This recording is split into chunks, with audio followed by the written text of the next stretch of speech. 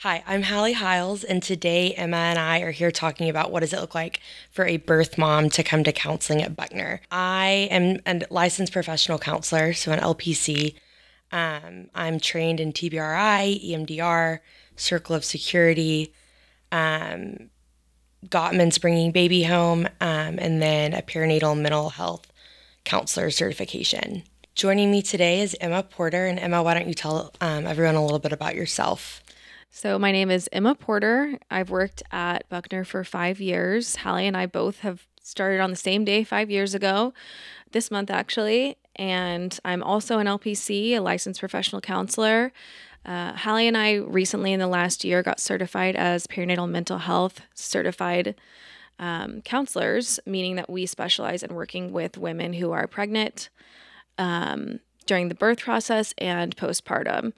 Specifically, I work also with women who are considering placing their child for adoption. Let's kind of talk a little bit more about what does it look like for a birth mom to come in for counseling here at Buckner.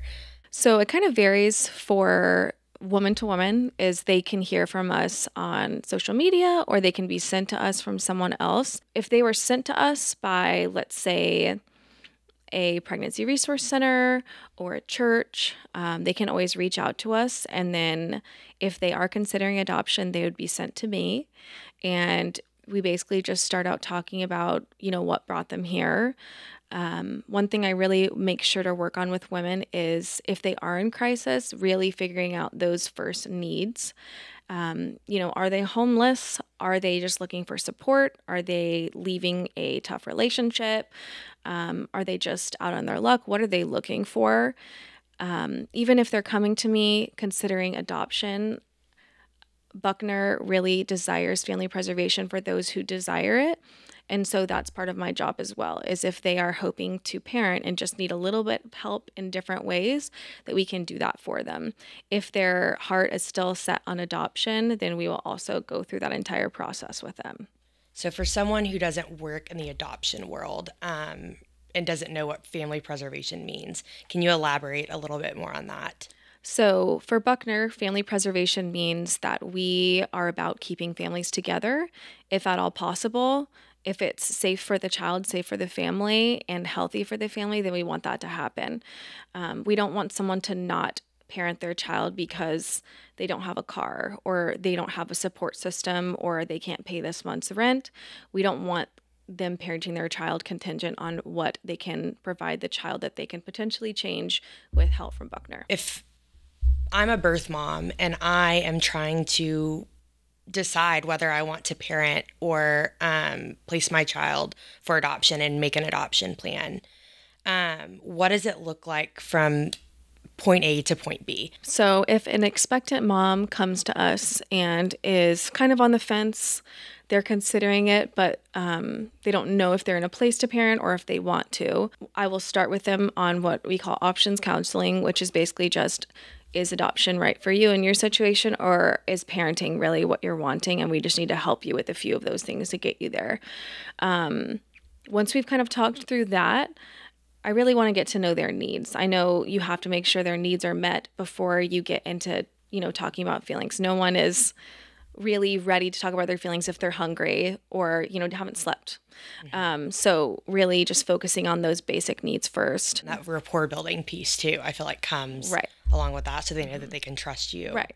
And that I do genuinely care. And I can say that I do. I genuinely care that they're in a good place. They can either meet with me in person or we can meet over telehealth if that's easier for them. I know not everybody has transportation, so that's a way we can reach more women. Do they have support? Really making sure, do you have support outside of counseling? If not, where can we get you plugged in? And then when we get closer, when they feel like they're ready, we have families in the program that they can match with or meet with.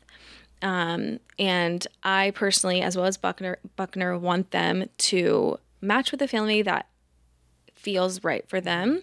And it's a mutual selection process. I think some women come in feeling like, I'm coming to you at this place of where I don't know what to do. And I want them to know that they do have power and they have the power of choice as well. it's not just that family choosing them. They also get the power of choosing where their child will go if they do decide to place.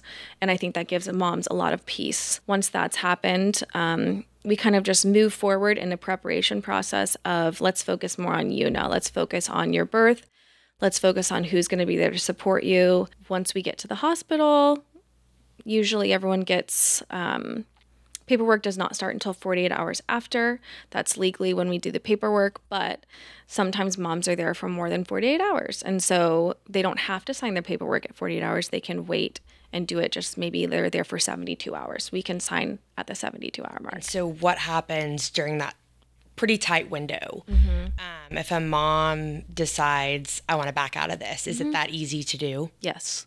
Until you've signed legal documentation, you can change your mind at any time. And I personally, during this entire process with moms, I let them know, like, you can still change your mind. Where are you feeling at today? If it's their choice and they don't want me to bring it up again, I won't. But I ethically and just as a person want to ask them that every single time. Are you still feeling good about this decision? And our families that come into our program for adopting children know that. They know that this is the mom's decision until there's paperwork signed. She can do whatever she pleases. It's still her child legally. And so in counseling, how do you work with these mothers to cope with that grief and loss? It's something I definitely prepare them for ahead of time. Like I said, if we have 6 months, I bring that up often is the way you're feeling right now may not be how you're feeling after the placement. But I want us to work through, again, that you feel so solid about this decision that even in your grief, you know that your child is in a place that you handpicked for them because you know that will be a safe place for them. And I think something important to remember is that it is possible to feel certain and glad that you made a decision and also feel sad about it. And I think another part of that working through that grief that I have found has been so helpful the past 5 years of working here is because at Buckner we do open adoption. A lot of that grief comes from like, what will they think of me? Will they think that I don't love them?